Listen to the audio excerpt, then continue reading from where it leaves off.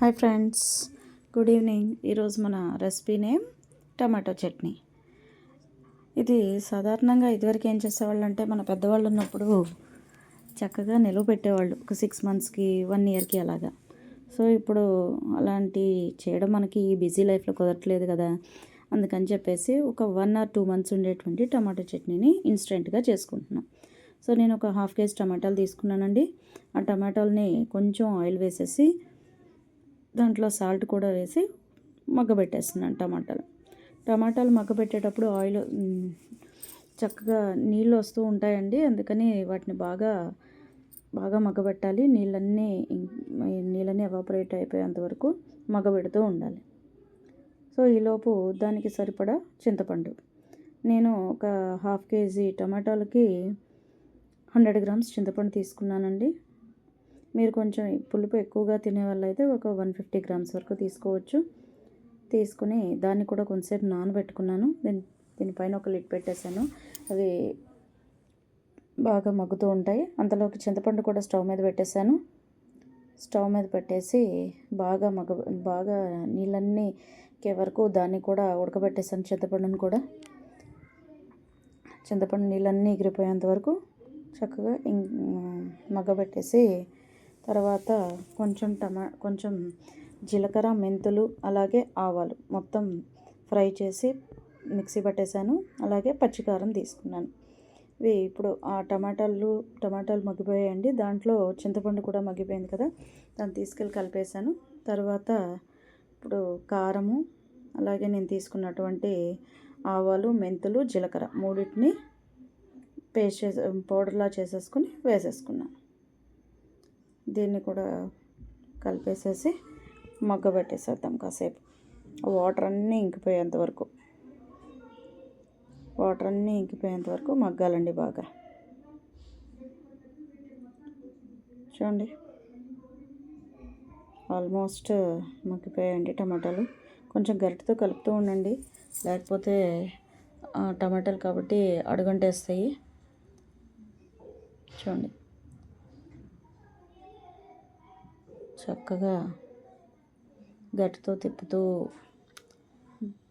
బాండీ తీసుకునేటప్పుడు కూడా అడుగు కొంచెం మందంగా ఉండే బాండీ తీసుకోండి. టమాటాలు కానీ చింతపండు కానీ మగ్గించేటప్పుడు. ఆల్మోస్ట్ అయిపోయిందండి. చూడండి ఎలా పొగ వచ్చేస్తుందో.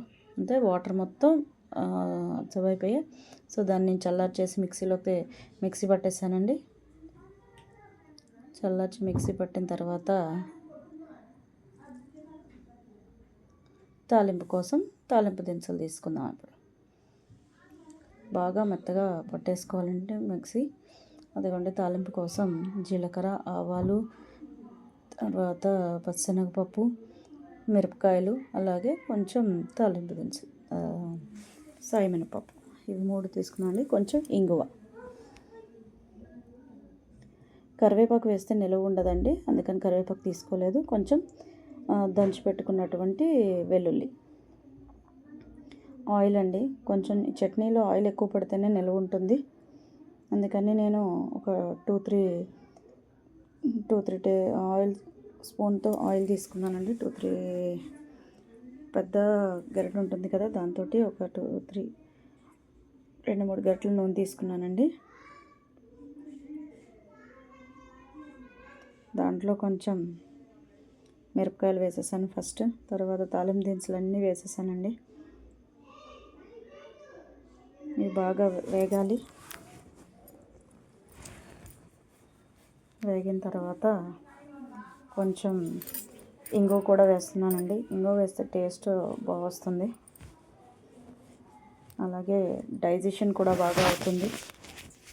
ఇంగువ వేసాను. ఇంగువ తర్వాత కొంచెం వెల్లుల్లి అండి, అల్లం కాదు, వెల్లుల్లి దంచి పెట్టుకున్నాను. అది కూడా వేసేసి బాగా ఫ్రై అవనిచ్చాను. గోల్డెన్ బ్రౌన్ కలర్ వచ్చేంత వరకు బాగా ఫ్రై చేయండి. తాలింపులోనే టేస్ట్ అండి చట్నీకి. తాలింపు ఎంత బాగా ఫ్రై అయితే చట్నీ అంత బాగా. దాన్ని తీసుకొచ్చి మనం మిక్సీ పట్టి పెట్టుకున్నటువంటి చట్నీలోకి వేసేసి దాన్ని స్టవ్ మీద పెట్టుకుని కొంచెం సేపు ఆ తాలింపు అంతా కలిసేటట్లు తిప్పుకుంటూ ఉందాం. డైలీ పల్లి చట్నీలు తిని టిఫిన్లోకి బోర్ కొట్టేస్తుంది అన్నవాళ్ళు ఇలాంటి చట్నీలతో వీక్లీ ఒక 1 or 2 days ఇలాంటి చట్నీలతో తింటే మనకు కూడా ఆ బోర్ అనేది ఉండదు. డైలీ పల్లి చట్నీ బాగా బోర్ కొట్టేస్తుంది కదా.